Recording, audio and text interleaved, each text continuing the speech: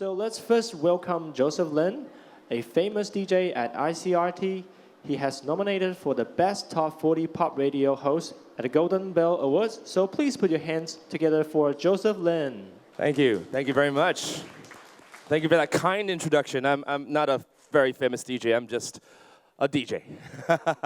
Hi, good morning. My name is Joseph Lin, and welcome to Computex InnoVEX's Global Stars Demo Time. And like our host, our MC says, we have a lot of amazing companies that have revolutionary products right here. And the first one is something that really awed me when I found out about it.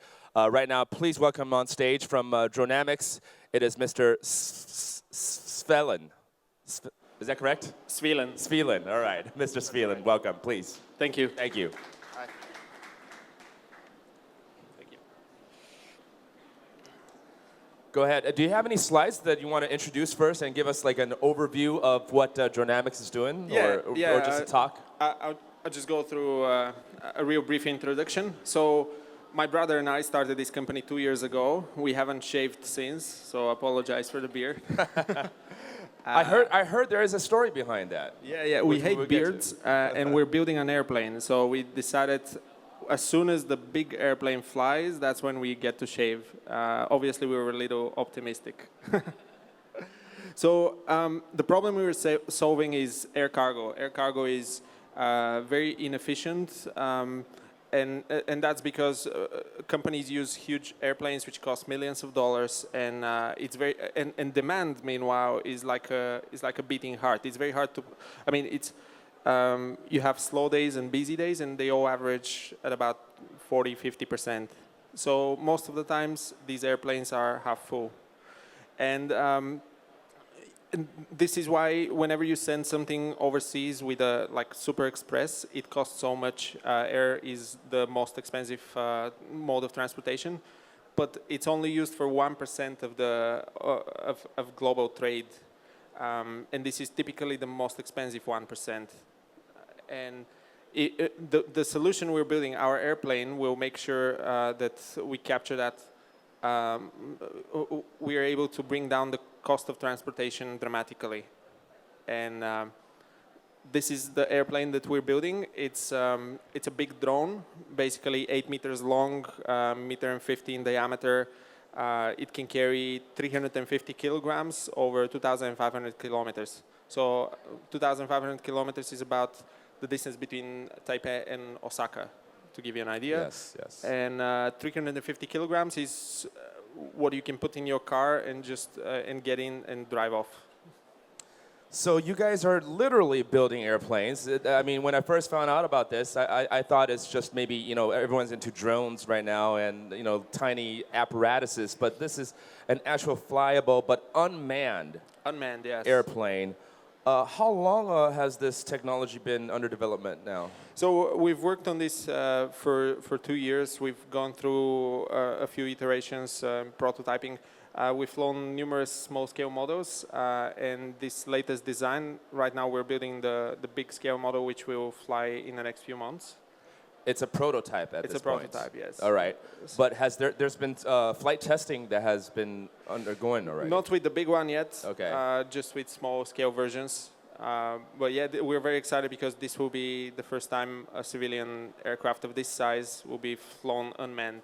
There's going to be a lot of questions about this on the technical side, but also on the aviation side as well.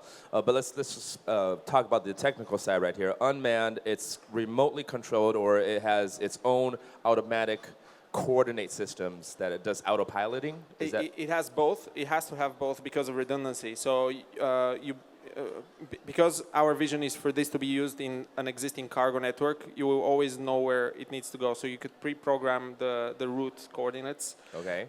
But there will also be the ability for manual oversight and manual control, if need be, to be redirected for some reason.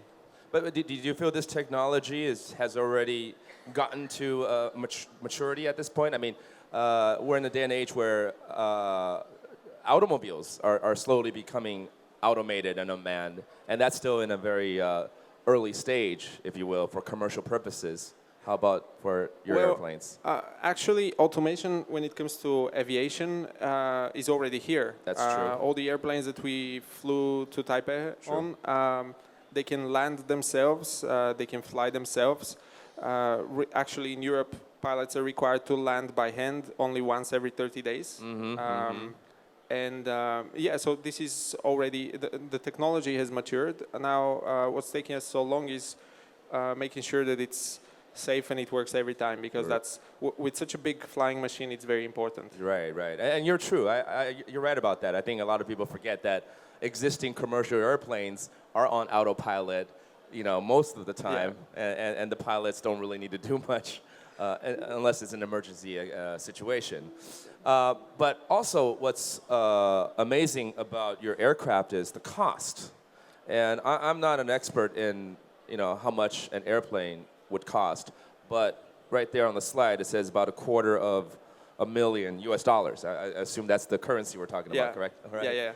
So that's pretty inexpensive, isn't it? Yeah. So for about this much money, you could. There are some small airplanes, maybe two-seater aircraft or one-seater aircraft that you could buy, but they don't have the payload capabilities, and also their fuel consumption and all these other operating costs are much higher.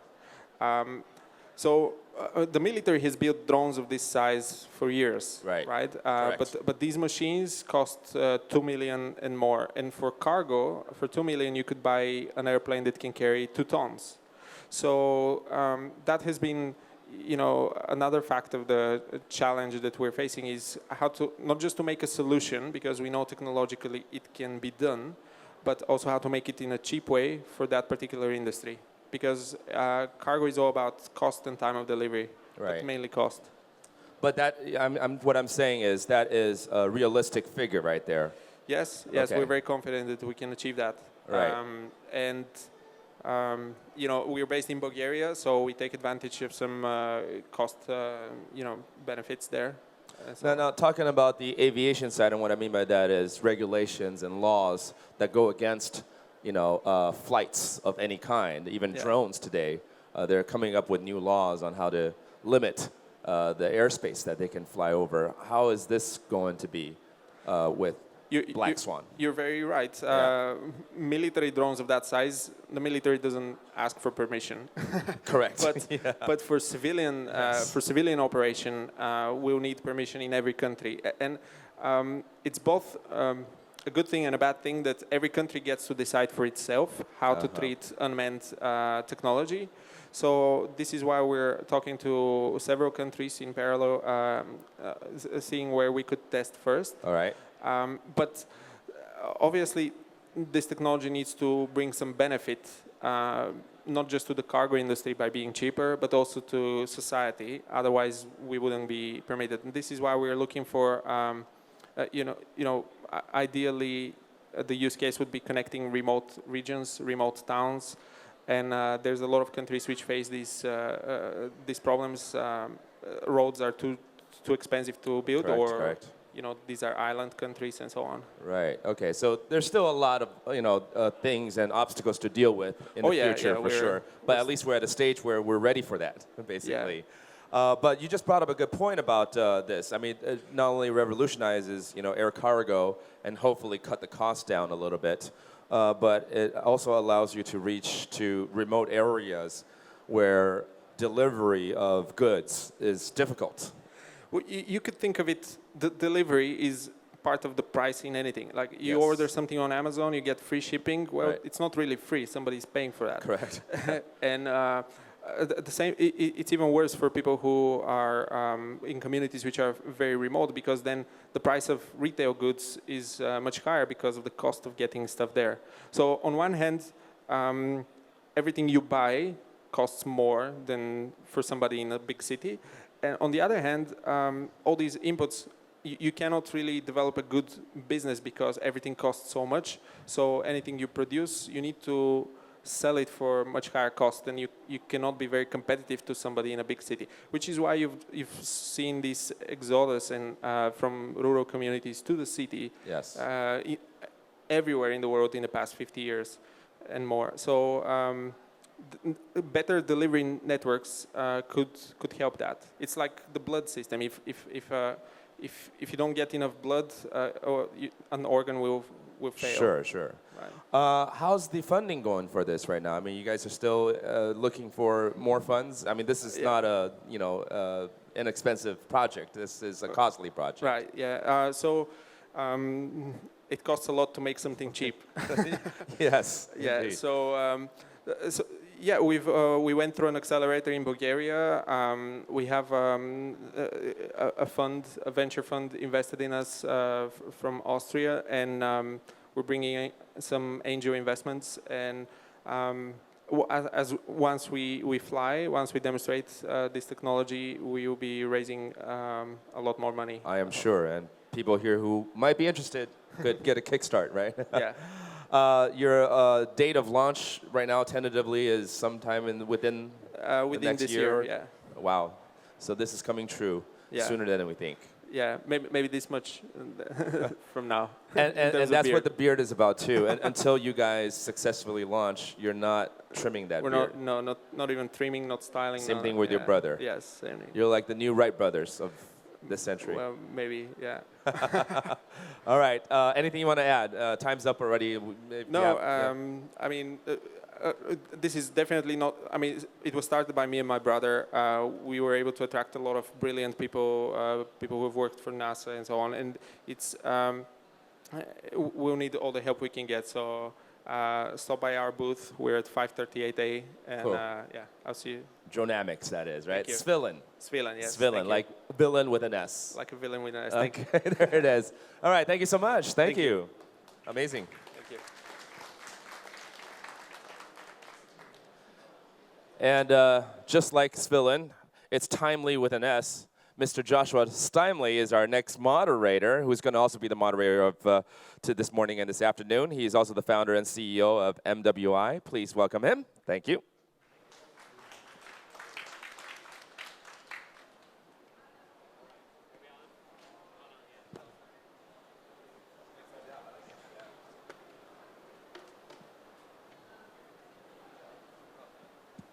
All right, we're good now. All right, thank you, everybody. So we've got Alan from TOII, and he's going to give a brief introduction, and then we'll dive in with some questions. Take it away, Alan. Hi. Hello, everyone. I'm Alan with TOII. And our company name is TOII, so we do make toys. We have teammates from New York, San Francisco, and also Taipei. Okay. So what we make is the integration of the AR, augmented reality, and mobile gaming, and also location-based service. So for location-based service, the most popular and most famous example is the Ingress. It's a game company merged by Google, and it has 100 million users, players. And unlike other mobile gaming, player have to go out and explore the real city in the real world to battle virtually, not physically, for sure. And for AR, the idea we got is from the app. It's called Street Museum. It's an app designed by the Museum of London. So the Museum of London wants the people in the city to go out and explore the real history on the street. So this is what we are making right now. So what we are making is we work with the metro company. I cannot tell you which metro company, but you probably can guess. And we designed 7 to 12 stations, so players have to download our app and go out and explore the city. And when they complete the mission, the metro company will give them the reward, special reward. So we got a rockstar team. I'm Alan, and we got whole very diverse talents. And if you have more questions, you feel free to check our booth. Thank you. All right, thanks, Alan. Yeah.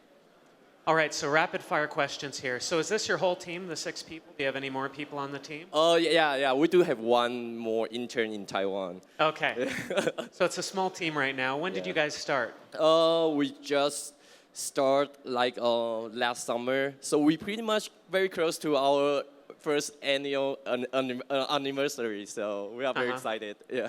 Great. And you already have some customers, it looks like. You have some people who are testing out the technology. Yeah, when we present, for example, the street museum, the app with the government unit, and they are very excited. Oh, this can apply to the to promote the local tourist, right? So they are very willing to work with us. Yeah. Now this is interesting because you're using virtual technology, you're using the experience on a smartphone to get people out into the real world and interacting with things in the real world, learning history, for example, in this museum scenario. Yeah. Dive into this a little bit more. Help us understand better how this helps the museum and exactly where your technology comes in. Okay, so the Museum of London, for example, they feel, people read the history from, or see the picture from the textbook, or just limited to the museum, right? There are some physical limitation. So they work with the company and they build the app. They want to bring more people download the app and see the history on the real street. So you can see, what's happening on my street in World War II or before. So it's kind of awesome, the idea. Yeah. It takes the museum exhibit out into the real world, Right. so you can go to those spots where that history happened, and then you can use your smartphone and see exactly what was going on there Right. 50 years ago, 100 years ago, or whatever, right? Yeah.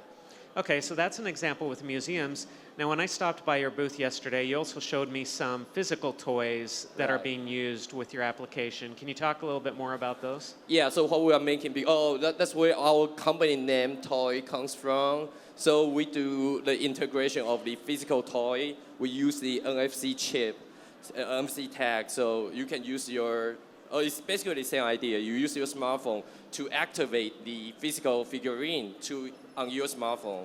So the player can not only collect the physical figurine, but they also they can build out their teams, or they build out their own heroes characters on their mobile. So player can play around with their friends or other players around the world. That's the basic idea with the physical connection with the toy. So who would be the customer in that scenario? Who would be producing these toys, selling these toys, producing that game? Yeah, we are working with some like a IP holder. They have some famous characters. We're working with them. So say, you not only want your character figurines and have the users buy it and put on their shelf. You want them to be more alive, right? You want them to interact with the toys physically, virtually. So that's how we approach and work with some famous IP company. So a toy company might come to you and say, hey, we've got our physical toy. We want you to create a virtual version of this toy and create a game or some sort of quest, some sort of activity to go along with our toy and now this virtual toy, and we want to make them interact together. And so you come in and you provide that service, you tie that all together, you create the game, you create the virtual world that connects with that real world toy. Is that correct? Yeah, totally, yeah. Okay. So there's an element of, there's really some services within your company. So you have applications that you're building, but you're providing a service to your customers. Is that correct? Yeah. So what are some other use cases? What are some other examples you can tell us about that you might do in the future with your technology? Well, we are very focused on the project right now to work with the metro company. We think it's a big title, and we will announce in July actually in a city in Taiwan. So we are very focused on the project. We want to make our best on the project. So this is the only thing we are focused right now. But we think once we build out a template, it's like a successful template. If it's success, right? Then we can apply the model to different, for example, different public transportation systems or other cities. They are very interested to use the location-based game to promote their local tourists or to promote their cities. So, yeah. And have you raised any funding for this, or are you bootstrapping it? Well, yeah. So I don't know if I should mention that here. So we try to raise some funding, but when we travel back to Taiwan, when we pitch with the investor in Taiwan, as you may know already, the Taiwanese investors are very conservative, right? So they want you to prove you can make money already. So before I give you money, you make sure you make money already. So okay, we think okay, we are too early for that. So probably we just find a customer and prove by ourselves. Hey man, we can do this. Yeah. Now maybe it's your turn to think about if you want to invest us or not. Yeah, that's kind of how it goes with investors. They want you to prove that you don't need their money, and then they want to give you money. So, yeah. So what are you working on right now? What other projects can you tell us about? You've got the museum, you've got the toy project. Are there any other clients that you're working with right now, or are there other clients that you're looking to work with right now? We have one client. It's very it's not in the toy category or in the government unit category. She is actually a jewelry producer. So they produce something very fancy. It's like a pearl necklace. It's like a real pearl necklace. You can purchase and give to your wife or girlfriends or boyfriends. Yeah, they want their luxury to go digital, but it's kind of challenge to our team because oh my goodness, how can you make the necklace go digital? So we discuss back and forth with them. We brainstorm with them. We present like 5 proposals with them, and they pick one, and we helping them to build out a prototype right now. So it's pretty interesting as well. Yeah. So does your technology integrate with social media networks or with other apps at all, or is it within its own app, or how does that work? Well, for right now, I think social media is definitely something we will look into for the next step. But right now, we focus on the location-based service and also the augmented reality right now. I think we should master this, and for sure, yeah, we can expand to social media and have more influence later. Yeah. Great. So if people want to learn more, what's your booth number again? Our booth, it's a very challenging question. Our booth is just right by the big stage. Our logo, as you can see, is a bright orange. So you can see, it's easy to find, yeah.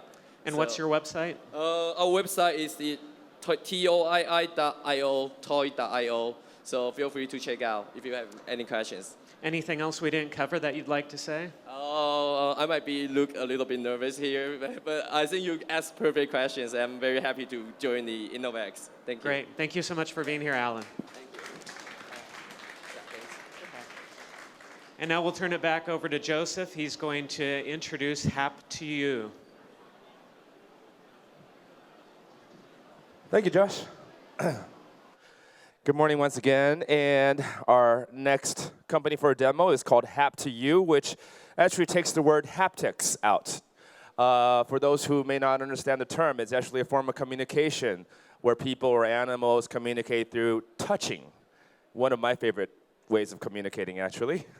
It's called haptics, and the technology of such is how you capitalize that into technology, and there is a new way of how screens and touch screens are evolving. So please welcome on stage right now from HAP to You is Mr. Cedric Chapaz. Welcome. Hello, everybody. Thank you, Joseph, for this great introduction. So today I have great pleasure to present to you the next generation of tactile interface, because in HAP to You company, we are preparing a new way to interact with tactile display. Okay.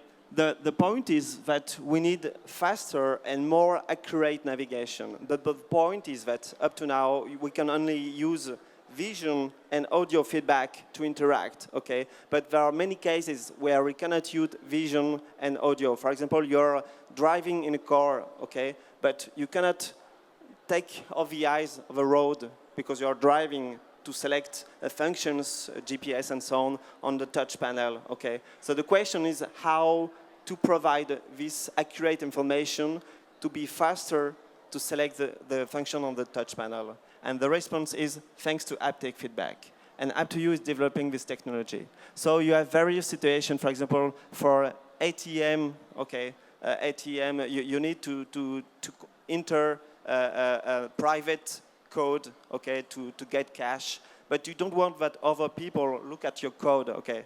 So if it's visual, it's easier, but if it's haptic code, you cannot look at because it's private information, okay. So we are really designing this new product, the aim really is to introduce the hardware technology inside touch panels in order to allow all customers, I mean companies, OEM, and people who are really keen on HMI development to develop and to imagine their own applications responding to their expectations, needs, and constraints regarding the applications they are using. So this is exactly what we are doing now. So thank you for this, this quiet introduction, and I will be happy to answer to the different questions on this topic. Yes, well, Cedric, have a seat, and we'll talk more in depth about this. And for those who still are questioning what exactly this means, it's simply basically the next generation of touchscreens.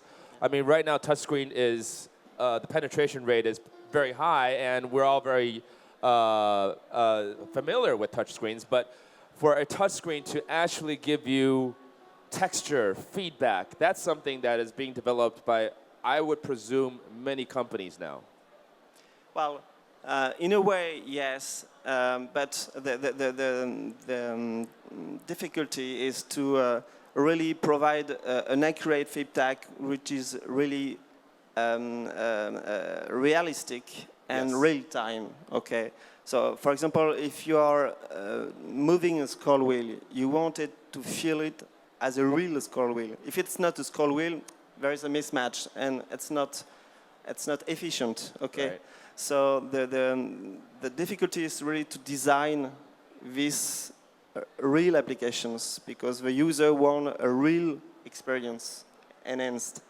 So with our technology, we are able to really design something which fits and match your expectations. Okay. You want a slider, we design and provide to you an haptic feedback, which is exactly a slider feedback. Okay. Right. Haptic feedback or haptic technology is probably very apparent in a lot of simulators, simulation games, if you will. Not the screen technology I'm talking about, but just to give a general idea, you know, there has been a lot of racing car games that kind of gives you that jolt or vibration or maybe friction as you make a turn. That's basically what it is. But we're talking about taking that technology and embedding it onto a screen now. And like you said, there are different ways of presenting that feedback. And so Hap2U has something that's pretty unique. What is unique about it? Yeah. When you're talking about haptic, you have force feedback. This is what you're explaining when for gaming with when you're moving right and left and so on. So this is force feedback, okay? But haptic, it's friction modulation. Okay. And our technology is really playing with friction, okay? What makes me feel the difference of this material and this material, it's because the friction below my figure is changing, okay? And our technology is changing the friction felt by the finger of a user in real time. And this is really something new. And this is something which will be embedded inside touch panels. Yes. This, I would assume, is the next step in any touchscreen, especially smartphones and tablets. And you guys have developed, this has matured. In fact, if people go to your booth, you actually have a machine there that kind of demonstrates how that friction that you're talking about feels. So have you guys been working with major phone companies or tablet companies on this technology already? We're starting, and to be true, to be honest, this is one of the main reasons where we are here at Computex, because the big players, the big touch panel makers, manufacturers are here in Taiwan. So for us, it's a great time, great opportunity to meet these manufacturers. So yes, we are working to introduce this technology to these big companies. So you are here to look for more people, investors, people who are interested in buying or using this technology that obviously is patented by Hap2U. Yeah, exactly. Patented by you, maybe. Yeah, exactly. Yes, indeed. But this is really the next logical step, because we're all talking about VR, virtual reality, and stuff like that. And audio and visual is something that is already happening. And out of the 5 senses, I know there's development in all 5 senses right now to bring you more of a 3D experience, if you will, from smell, taste even, But I would think after audio and visual, and that has matured a lot over the last decade, the next logical step for 3D or virtual reality technology is going to be touch. Do you agree with that? For sure. It's probably the easiest one to proceed next. And I don't mean to use that term, in an easy way. I'm just saying it's logical. Yeah. Well, if you want to provide information to user, we do believe that touch is quite efficient because there are various situations where you cannot use vision and audio. I was previously saying about driving a car, or for example, you're listening music with your smartphone is in your pocket or your bag, and you don't want to get it out of your pocket just to tune the volume and put it again in your pocket because you're losing time. But with up-to-you technology, you just touch the screen and you know exactly what you're doing without looking at the screen. So this is, we believe this is really the next sense which will be enhancing the user experience on all kind of touch interface, mobile product for sure. Right, and like you said, there's a lot of applications to it. That's just one out of many, maybe just one that people can relate to. Sometimes you're playing your music player on your phone, it's in the bag, it's in the pocket. You got to reach out and you got to look at it, and that takes your visuals off of whatever you're doing. And now through, even though it's just a flat screen, you're able to feel some texture and whatnot as if it was a physical object, and that is pretty amazing right now. Wow. Well, what other projects are you guys working on? On many projects, because you have tactile interface everywhere now. For example, if you are thinking about IoT products, some more time you are thinking about smart watch. And the point is that if you put the finger above a watch, so this means that you hide almost 30–40% of the picture of the display below the finger. So the question is how to provide this information, and the response is thanks to haptic feedback. So we are working on very small surface, big surface and very small surface to provide this accurate feedback and to help the user to, for example, select functions, buttons on the touch interface. Okay.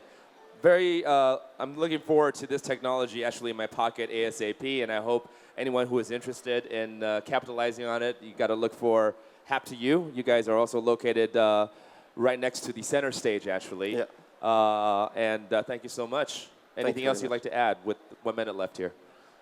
Yeah, it's a great pleasure to be here for us and to meet people which are really interested in our technology. So thanks to you can meet us in our booth on the French Tech Village area.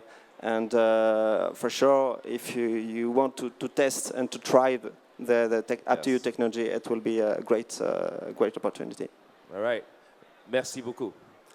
Thank you very much. Hap2U, based in France, actually, correct? Yeah. All right. In the French Alps. Yes. So we have the mountains. Oh, wow. Beautiful. I know you like skiing. Yes, I do. Yeah.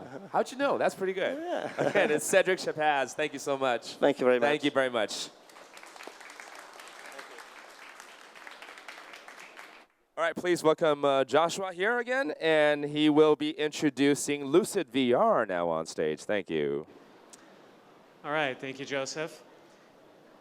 This is an exciting company. I had a chance to go by their booth yesterday and take a quick look at some of their VR technology. And we'll turn the time over to Joe, and he's going to introduce LUCID Cam and LUCID VR and their technology and what they're doing with it. All right. Thank you, Josh. Appreciate it. Hello, everyone. My name is Joe. I'm the VR evangelist with LUCID VR based out of Bay Area. Appreciate you guys hosting us here today. So LUCID VR is all about creating a smaller world out there and making things more immersive via virtual reality and making it more accessible via a camera that's so easy to use. All you need is a click of a button. So I actually have a camera here. Here you go. It's called LUCID Cam. So with a click of a button, I'm capturing 180 by 180 field of view stereo content. So it actually stitches, syncs, and calibrates the content on board our camera. So it does all the heavy lifting. You don't have to be a stitching expert or whatnot. You don't have to go to get a PhD from Stanford or what have. This thing is point and shoot VR. And with the 180, it actually has smaller file sizes that you can actually share it much more easily with your loved ones and friends, and VR can actually go viral. So we're really excited to be here. We actually also have an app if you like to download. It's called LUCID app. It's free in the iOS and Android store. And one other thing that we did announce here at Computex was our LUCID Studios, which is a production VR arm. Thanks. All right. Thanks, Joe, for that introduction. So you're from the Bay Area, so you're from the US. Why did you come here to Taiwan? So we actually, well, the dumplings were amazing. And Din Tai Fung actually just opened the Bay Area, and the line is so long. So I'm going the third time actually today. So besides that, we actually partnered up with Wistron, a local ODM, who's been supporting and investing in us. And so we're meeting with them and building out our camera. We're going to be shipping in Q4 of this year, but also we're looking for partners in terms of distribution, headsets, and a variety of other applications like the other presenters had said in terms of senses. We'd really like to look at other ways to partner and add other types of senses beyond audio and visual. Great. Give us some quick stats on your company. How many people work for the company? Have you raised funding? Just quick background there. Sure. So we have 6 full-time people and then 12 with interns and consultants. We've raised a seed round, so $2.1 million a few months ago. And we're based in Santa Clara. And yeah, we're looking to ship our pre-ordered units from a crowdfunding campaign that we hit our goal in Q4 of last year in December of this year, and then ramp to mass production. That's great. Now, you're a finalist in a pitch competition that's going on today, or that's wrapping up today. Is that right? Tell us more about that. Yeah, so got a bottle of tequila to help wear off the nerves. But besides that, no, it's been great. It's been really awesome to interact with, like the other presenters said, a lot of people are giving a lot of interest and feedback on where their applications are, and so it's been great to have a sequential pitch competition to really be able to tailor the solution towards the active users that we've been meeting here, because VR can be applied in a variety of ways. So take us back to the early days. Why did you start this company? Why did you choose this of all things? So actually, LucidCam was, weirdly enough, so it started off as a robot, and the robot took a little too long. We were thinking about a webcam robot, so we're like, hey, this is going to take forever. So we actually ripped off the eyes. Sorry, Wally, it's a little gruesome picture, but ripped off the eyes and started developing this camera. And virtual reality was a burgeoning topic at the time, and it's just taken off from there. So walk us through a few different use cases. Who can use this technology?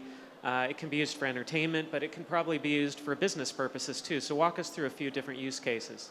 Sure. So we've come out pretty strongly on the consumer side, where your grandma, your grandpa, your brother, your sister, mother can, if they can point and shoot with any other type of tech, as they've most likely learned thus far, you can point and shoot with this type of technology. So we're really targeting towards the average user. Obviously, the early adopters these days are still like tech adopters. As VR hits the mainstream, our end user really is, the late adopting tech user.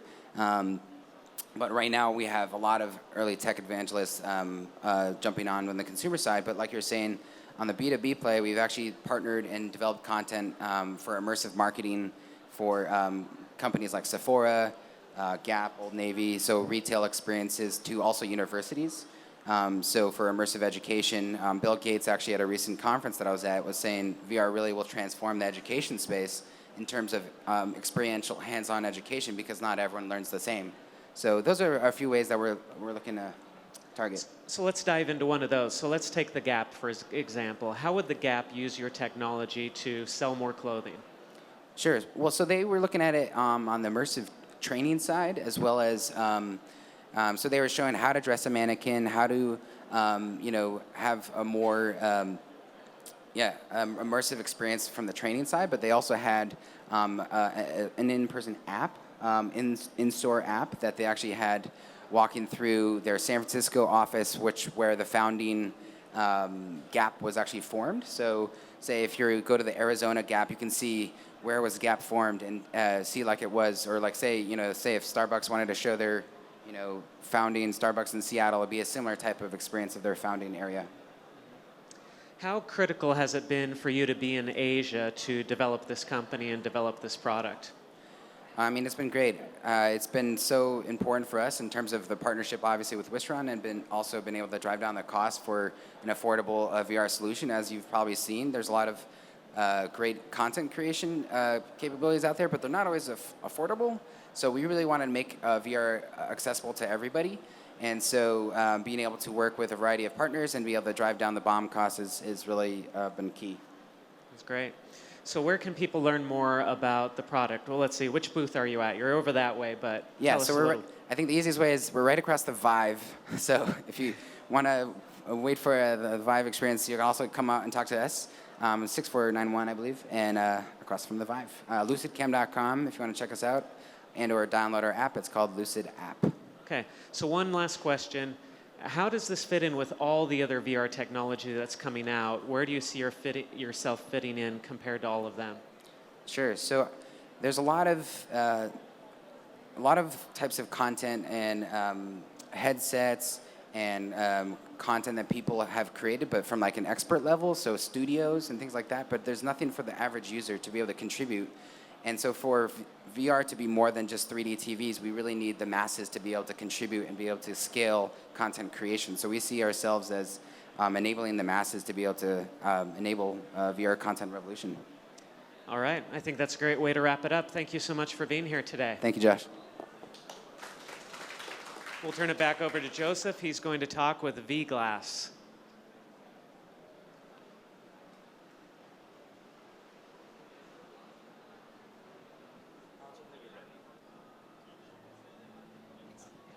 Thanks so much. Great to meet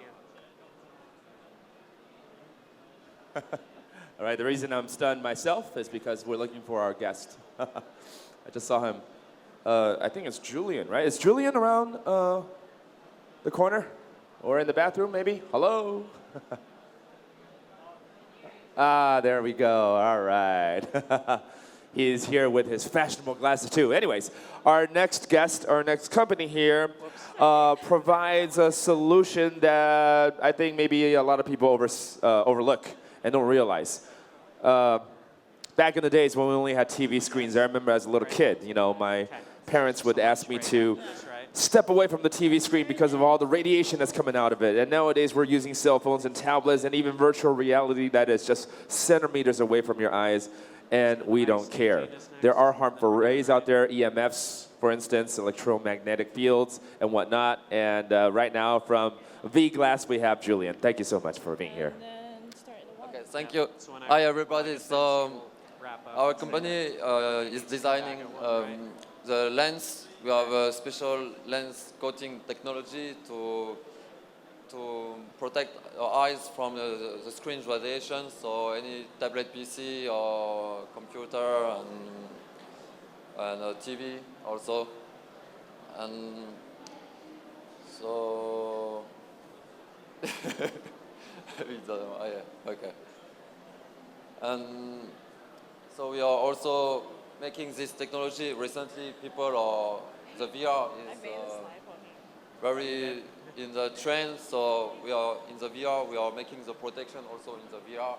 Yes. We do some kind of film. We coat the lens inside, or we do some film, some protection. We can put in the middle of the VR to make the protection. So here is an example of our product. This is coating film we can put inside the VR. And here is our last product. It's a prototype, not yet on a market, not yet mass market. It's a kind of smart glasses. There is those lenses that protect already, but then we integrate a Bluetooth module on the frame here, and you can just pick up the phone when you're on the street. Those glasses are very lightweight. We make it as lightweight as possible. Yeah, sorry. And so they have the lens to protect, but also you can just pick up the phone like this when you're on the street and just talking. There is a microphone inside and also the speaker, and you can just hang up the phone like this, and you can tune the volume down and volume up. It's earphones for the eyes, right? A microphone and earphone for the eyes with this new product. And so, yeah, basically that's it. It's what we are doing. Okay. All right. Julian, have a seat. Again, I think a lot of people tend to forget how damaging we are to our eyes, actually. And I'm sure you guys have done a lot of research, especially, tablet and smartphone technology has been with us for a decade as a popular device. I mean, medically speaking, really everyone's eyesight is falling short now, damaging. I mean, what kind of research have you guys done on that? Yeah, for 8 years already, 8 years ago, we started the research. Okay. And we made the first prototype 5 years ago. And we launched on the mass market 3 years ago. And it's only 1 year ago that the product was really welcome, like the public really buy it a lot. In Europe, we are selling a lot right now. Yeah. Only 1 year ago it really started. 3 years ago it was just a niche market. So people have difficulty to understand that the new screens, the LED screens, the stock maybe it's not that harmful for the eyes, but actually it is. Yeah. But I think a lot of people can relate to, again, like using your smartphone for a long period of time, maybe at night especially, where the light is going to be even more sensitive to your eyes, that a lot of people do develop dry eyes and whatnot, and even eyesight problems in the long run. And for those who have a work environment that have monitors and screens that are more and more sophisticated now, you would highly recommend that they would wear eye protective gear like VGLASS when they're operating. Yeah, it's also it's why we made it. It's for people working a lot on the screen, and especially for people with already having problem to the eyes, it's even more important. Yeah, and because also at night people are working late, especially in Taiwan or in Asia, people are working late. So when you are working late, it's have on the hormone. It changes the hormone, and your cortisol increase and melatonin decrease. So it makes you can't feel asleep when you get too much screen. Then you can't feel asleep all night. So, Sure. Yeah. And like I was describing earlier, 40 years ago, 50 years ago, we have the TV tube, the TV screen, and we know there are rays that are harmful to your eyes. And that screen got closer and closer to us. Then it's the computer screen that is only less than a meter away now. And then now we have tablets that is only 30 centimeters away from our eyes. And then, of course, what is hot right now is VR technology. VR, and it's only and we're bringing that screen millimeters away from our precious eyes now. My question to you about that is, VR companies who develop products like this, do they not have technology embedded on their screens to protect the eye? Yeah, I don't know why. They didn't think about this too much. They don't have it because I think they don't care much about the health. They care about the product to be amazing, they don't care about the health of public too much. They care about selling more, maybe. So. Or they create jobs for people who want to take over that part, like you. Right? Yeah. But that is amazing to know. I mean, we do need to be able to protect ourselves from this kind of. What type of rays exactly are coming out, especially in a VR device like this, that are more damaging? You mean from the screen? From the screen, yes. From the screen. So mainly it's blue light. Now people say blue light, mainly, yeah. But then the mercury rays, so there is one on the green also, and basically that's it. Yeah, not X-ray or something, but yes, of course. But the blue light is already damaging enough. Yeah, it's already damaging enough. Yeah. You were mentioning, of course, your new product right here that has Bluetooth enabled, but also you have a film right here. This is what is used for, I suppose, for the VR box. And I got some contact with big companies that might be interesting in using it because they didn't think about the health problem, but when we meet, and then they think, yeah, it's a good idea actually. But every device has their own specs or their own design, and so do you customize? Yes, so actually, yeah, we can do ODM also. So we customize with any VR, we can customize it. Yeah. Okay. Yeah. We can even put this technology on the lens directly. Yeah, it's just more expensive, but for some big companies, it will be the option that we choose because it's better, yeah, actually. Well, tell us about the technology then. Is it a sort of a coating that is special? Yeah, or? it's a nano coating actually. Yeah, nano coating. So yeah, very thin layer of coating. Yeah. Yeah. And the protection it has, aside from, I think a lot of people who are familiar with eyeglasses or sunglasses in particular, UV rays is what we're protecting ourselves from the sun for our eyes. In this case, how much protection from your technology from against what kind of rays? So UV as well? Yeah, yeah.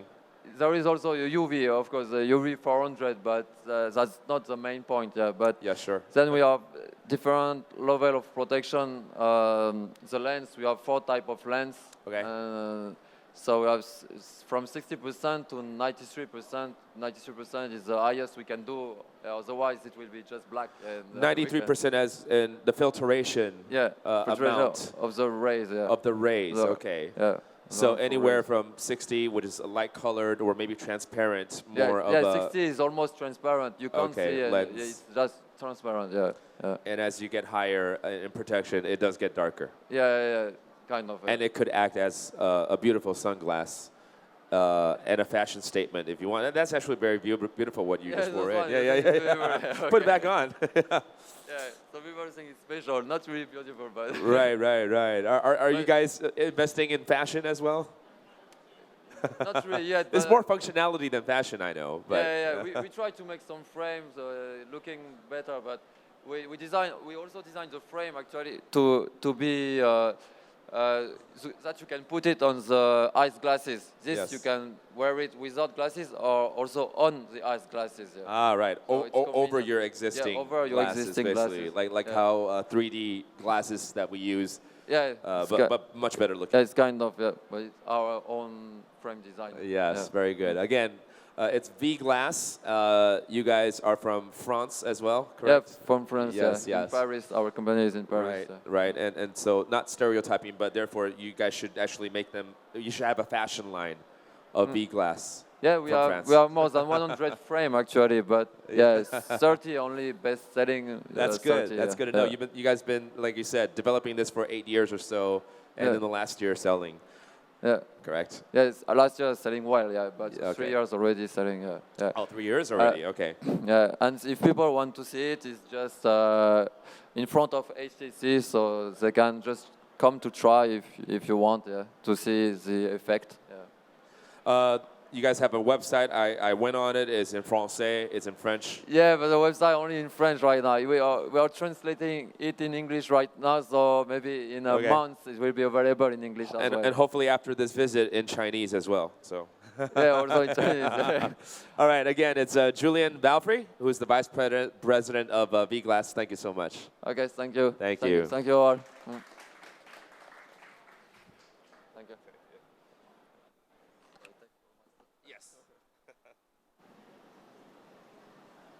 And I think we have one more demo for you right here. And please welcome Joshua again back on stage to introduce ISTAGING.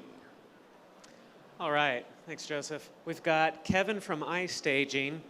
I also had a chance to go by Kevin's booth yesterday, and they've got some exciting virtual reality technology. They're developing a headset, but also technology that's very interesting for exploring physical spaces, but I'll let Kevin talk more about it. Over to you, Kevin. Thank you. Can you put the video on, please? Right, okay, cool. So yeah, at ISTAGING, we're basically into augmented and virtual reality. And our business is providing the professionals from the furniture and real estate industries with AR and VR apps that help them showcase and sell their products. So whether it is property developers or real estate agents, interior designers or furniture makers, they actually have products that are really hard to visualize remotely, right? How do you visit a property without actually going there in person? Or how do you visualize if that piece of furniture that you find in the IKEA store and that looks really good there because it's very carefully displayed there will really look good in your living room?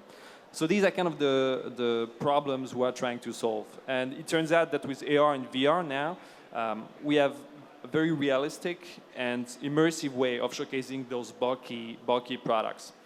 And why it matters? Simply because with a better visualization comes a better and faster purchase decision. Yeah, one thing I loved about seeing your technology is it's very easy to understand how it fits into your world. I mean, I can imagine myself going to an IKEA or any furniture store and they have this, and I can check out the furniture. Well, really not going to the store, but using the tablet at home and going to the store virtually, but going around my flat, my house, and seeing their furniture in my house and how it would look and how it would fit. And I love some of the measuring techniques that you had for measuring space on the screen and being able to say, okay, well, this is going to fit here or it's not going to fit here. But take us back to the early days. How did you start this company? What was the vision behind it? And where are you going with that? Well, actually, one of our engineers, one of our core team members, he was decorating his living room, and he realized that it takes a lot of time to do that. It's very time consuming. You need to go to tons of different stores to try to find the perfect fit for your home. So we thought that it would be really cool if instead of that we could bring the stores to your device instead of you having to go to the stores. Yeah, that's kind of how we came up with the idea. Now you have an app. You also have some glasses that you put your smartphone into, so it's those simple VR type goggles, but really the focus is on the app. Is that correct? Yes. Well, we do manufacture the glasses, but it's really more of an accessory than really, it just makes the whole solution complete, but it's not, the focus is definitely the app, yeah. Mm-hmm. So with the app then, who are your actual customers then? Because I can see myself using it, but I'm probably not the person paying the bill. So who's actually paying for it? Who are your customers that you're looking to connect with? Sure. So our customers are furniture makers, interior designers. While we're just getting started, we're working with about 15 of them right now, most of them being in Europe. And so these are our target customers. We also have another side of our business is more about real estate, and then we work with real estate agents and property developers. So definitely for the end user, it's for free, obviously. And when did the company start? About a year and a half ago. And how many people do you have on your team now? We're nearly 40 now. Wow, yeah. 40. Yeah. And where are you based? So actually we're a pretty global company, even though we're a young company. Our headquarters is here in Taipei. I'm based in Taipei. We have an office in the Bay Area. We have an office in Shanghai. We're opening our sales office in Paris this month, actually. So we're kind of trying to be based everywhere. And have you raised funding, or has it been self-funded to this point? We have actually raised a pretty sizable pre-Series A round just recently. I cannot disclose the amount just yet. We've actually raised money from very well-known investors. We'll be announcing that very soon, so just stay tuned. Great. And what are your plans? What kind of partnerships are you looking for? Who are you looking to connect with at this show and beyond? Well, we are working quite closely with quite a few big players in the tech industry. To us, they are very important. We are right next to the HTC booth. We made a very cool demo for HTC Vive as well. We're working with Google on their Project Tango technology, which is a really cool technology. Nobody really talks about it just yet, but it's really cool too. And yeah, so all the big tech players in the tech industry are really definitely guys that we want to talk to, and yeah. So tell us where your booth is, where people can go and do the demo. Because really, you have to go there and you have to try this on. Once you try it on, you really get a picture of what the experience is. Yeah, that's kind of the thing with AR and VR. It's so visual that you have to try it yourself to really realize how cool it is. So our demo is over there. Is right next to the Vive booth. I'm sure pretty much everybody has been to the Vive booth. All the VR people seem to be right there, right? Right. It's like the star of the show, so we're right next to them. Yeah, so you'll find us easily. Uh-huh. And what's your website so people can learn more there? So our website is istaging.co. Okay, great. Is there anything else you want to share with us before we wrap it up? Well, thank you for having me here. Okay, thank you for coming, Kevin, Kevin, so much. and looking forward to seeing more of your technology. Thank you. Thank you. That wraps it up for today. We'll turn it back over to our MC. All right. Thank you, Josh, and thank you, Joseph, and for all the amazing teams up there. And now.